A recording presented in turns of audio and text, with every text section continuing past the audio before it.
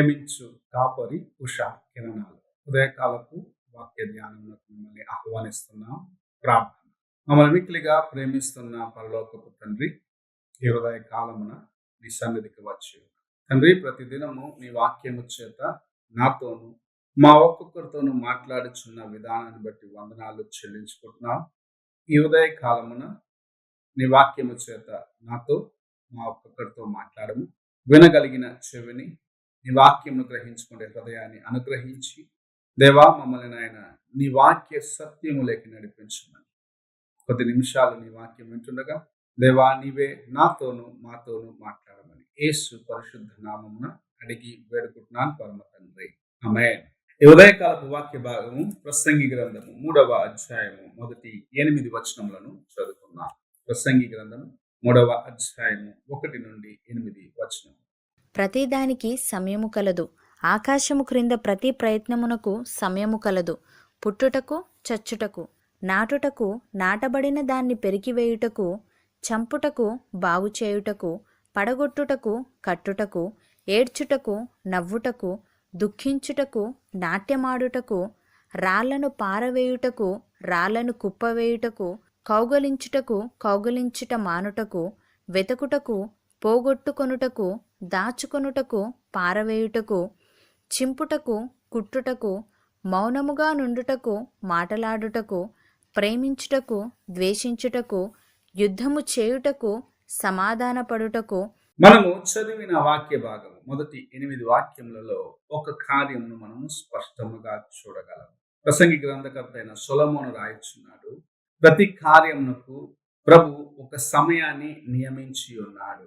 నియమించిన సమయానికి ముందు ఏది జరగదు అని నీకు నాకు తెలియపరుస్తూ ఉన్నాడు. అనేక సార్లు సమయానికి ముందే ఈ కార్యము నాకు జరగలేదు అని చాలాసార్లు దుఃఖపడేవారు అనేకులు ఉంటారు. అయితే ప్రభు సెలవిస్తున్న కార్యము, నేను ప్రతి కార్యమునకు ఒక సమయాన్ని నియమించి ఉన్నాను. నియమించబడిన సమయానికి ముందు ఎందుకు నీవు తొందరపడి, ఎందుకు నీ జీవితంలో నీవు కృంగిపోతున్నావు అని ప్రభు హెచ్చరిస్తూ ఉన్నాడు. కాలములు తమకు నియమించబడిన సమయంలోనే అవి మారుతూ ఉంటాయి. ఒక పుష్పము పూయవలసిన సమయమును మనము పరీక్షించి చూసినట్లయితే ప్రభు చేత నియమించబడిన సమయమై ఉన్నదని దేవుని యొక్క వాక్యం సెలవిస్తుంది. ఒక వ్యక్తి ఇంత కాలమే ఈ లోకములో జీవించాలని ప్రభు అతనిని ఈ లోకమునకు పంపించినప్పుడే ఒక సమయాన్ని నియమించి ఉన్నారు. తాను జీవించి తిరిగి తండ్రి వద్దకు వెళ్ళాలంటే దానికి ఒక సమయాన్ని నియమించి ఉన్నారు. ఇవన్నీ దేవుని యొక్క ఆజ్ఞ ప్రకారమే సంపూర్ణము అవుతున్నాయి అని గ్రహించుకోవాలి. నీవు ఆలోచించి ఒక తల వెంట్రుకలను కూడా నీవు ఎక్కువ చేయలేవు. నువ్వు ఒక క్షణానికి నీ జీవితంలో అధికము చేసుకోలేవు. కారణం ఏమిటంటే ప్రభు నీ కోసము నియమించిన ఒక సమయం. నీ జీవితంలో నీవు దేవుని కోసము జీవించాలి, దేవుని కోసము నిలబడాలి, దేవుని కార్యము అనుభవించాలి, దేవుని కోసం ఇతరులను ఆదాయము చేయాలన్న ఒక కార్యము ప్రభు నీ జీవితంలో ఉంచున్నారు. దానికి నీకు ఇవ్వబడిన సమయాన్ని సద్వినియోగపరచుకోవాలి. అంత మాత్రమే కాదు, ప్రభు తన చిత్తాన్ని నెరవేర్చడానికి నీకు సమయం ఇచ్చినప్పుడు నీవు ఆయనకు లోబడాలి. కొన్నిసార్లు దేవుని చిత్తము నీవు అనుకున్న రీతిగా వెంటనే సంపూర్ణము కాదు. కారణం ఏమిటంటే కొన్నిసార్లు ప్రభు వేచి ఉండమంటాడు. వేచి ఉన్న దాని యొక్క ప్రతిఫలమును కూడా ప్రభు అధికముగా, అనగా నీవు అనుకున్న దానికన్నా, నీవు ఊహించిన దానికన్నా ఎక్కువగా చేసేవాడిగా నీవు దానికోసము సిద్ధపడాలి.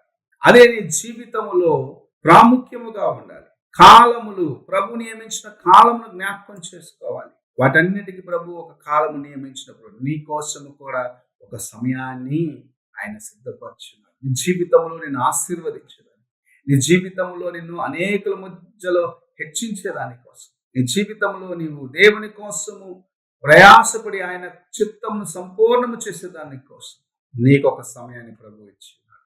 నియమించబడిన సమయానికి ముందు ఎందుకు నీవు తొందరపడతావు?